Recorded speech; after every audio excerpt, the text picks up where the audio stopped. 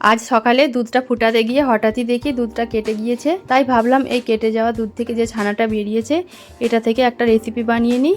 আজকে বানিয়ে নিলাম ভাপা সন্দেশ। আসসালামু আলাইকুম দর্শক বন্ধুরা, নিহিকা কিচেনে আপনাদের সবাইকে স্বাগত। এই ভাপা সন্দেশটা বানানো খুবই সহজ। দুধটা কেটে গিয়েছিল, তো আপনারা চাইলে দুধ কাটিয়ে নিতে পারেন। আর সেক্ষেত্রে দুধটা যখন ফুটে উঠবে ওর মধ্যে 1 চামচ টক দই অথবা ভিনিগার দিয়ে দুধটা কাটিয়ে নিতে পারেন। তো দেখুন হাফ লিটার দুধ থেকে এতটা ছানা বেরিয়েছে। দুধটা হাফ লিটার ছিল। এখন ছানাটা আমি ভালো করে পানি ঝরিয়ে নিয়েছি একটা ছাঁকনির সাহায্যে, আর হাতে করে একটু ভেঙে দিলাম। এখন একটা ব্লেন্ডার জার নিয়ে নিয়েছি, আর এর মধ্যে আমি ছানাটা দিয়ে দিচ্ছি।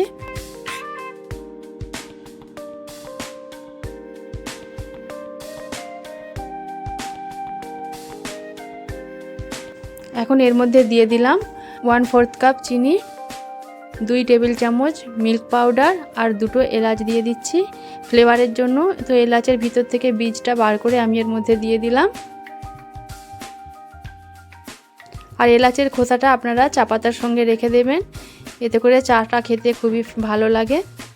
এর মধ্যে অল্প একটু পানি দিয়ে দিলাম। এবার ঢাকনা দিয়ে আমি এটাকে ব্লেন্ড করে নেব। তো দেখুন এটাকে আমি ব্লেন্ড করে নিয়েছি। এখন একটা আমি ছোট প্লেট নিয়ে নিয়েছি, আর এর মধ্যে একটু ঘি ব্রাশ করে দিয়েছি, আর একটা গোল করে বাটার পেপার কেটে মাঝখান থেকে দিয়ে দিয়েছি।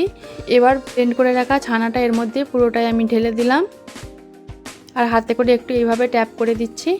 এবার গ্যাসের মধ্যে একটা কড়াই বসিয়ে দিয়েছি, আর এখানে আমি পানি গরম করে নিয়েছি। একটা স্ট্যান্ড বসিয়ে দিলাম, আর এর মধ্যে ছানার প্লেটটা বসিয়ে দিলাম। এখন ঢাকনা দিয়ে দিচ্ছি, আর এটা 20 মিনিট লো ফ্লেমে স্টিম করে নিতে হবে। ঢাকনার মধ্যে যে ছিদ্রটা আছে ওটাও আমি একটা কাগজ দিয়ে বন্ধ করে দিলাম।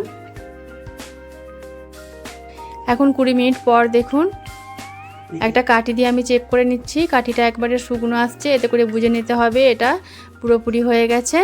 তো এখন আমি এটাকে নামিয়ে নিয়ে ঠান্ডা করে নিচ্ছি, আর ঠান্ডা করে ফ্রিজে রেখে দেবো 1 ঘন্টার মতো। তো 1 ঘন্টা পরে আমি এটাকে ডিমোল্ড করে দেখাচ্ছি। দেখুন, তো একটা ছুরির সাহায্যে 4-5টা একটু ছাড়িয়ে নিচ্ছে। তারপরে একটা প্লেটের উপর করে একটু ট্যাপ করে দিলে এটা খুব সহজেই উঠে আসবে। আর যে বাটার পেপারটা দিয়েছিলাম সেটাকেও আমি আস্তে করে এর মধ্যে থেকে তুলে নিচ্ছি। আর দেখুন এটা কতটা সুন্দরভাবে সেট হয়েছে।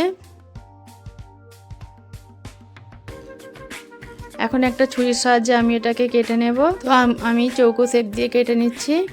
তো দেখলেন তো কত তাড়াতাড়ি আর কত সহজেই তৈরি হয়ে গেল ভাপা সন্দেশ।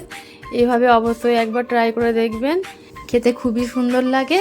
তো আপনারা এভাবে অবশ্যই ট্রাই করবেন। বাড়িতে আসলে খুবই সহজে আপনারা এইভাবে ভাপা সন্দেশ বানিয়ে আপ্যায়ন করতে পারেন। আশা করি আপনাদের এই রেসিপিটা খুবই ভালো লেগেছে। ভালো লাগলে প্রতিবারের মতন লাইক করবেন। আমার চ্যানেলে নতুন বন্ধু হয়ে থাকলে চ্যানেলটা সাবস্ক্রাইব করে দেবেন। আর যারা আগে থেকেই সাবস্ক্রাইব করেছেন তাদেরকে অসংখ্য ধন্যবাদ।